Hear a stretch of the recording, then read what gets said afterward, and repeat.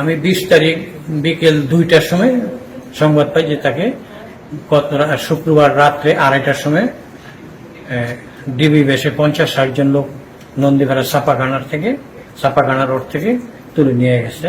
তো একটা তারই বন্ধু আমাকে বলছে যে আমি আপনার ফোন নাম্বারটা পাইনি, অনেক খোঁজাখুঁজি করে ফোন নাম্বারটা পেয়েছি, সে হয়তো সম্ভবত ডিবি পরিচয় নিয়ে গেছে, ডিবি অফিসে আছে।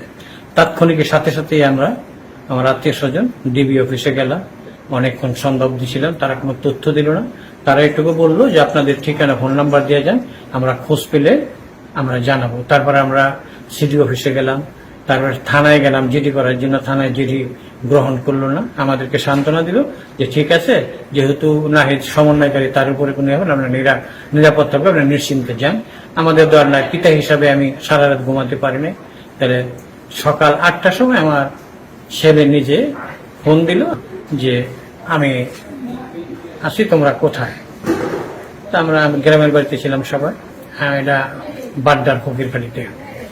তখন আমরা সেইখান থেকে দ্রুত আসি, আসার পরে হাসপাতালে চিকিৎসারত অবস্থায় তার সাথে কথা বললাম।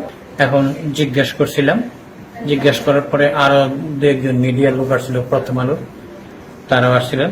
তো ছেলের মুখ থেকে শুনলাম যে তাকে ভোর 5টায় তারে যখন অ্যারেস্ট করে নিয়ে যায়, তখন তার চোখ বাঁধা অবস্থায় ধরে নিয়ে যায় এবং চোখ বাঁধা অবস্থায় সার্বক্ষণিক ছিল।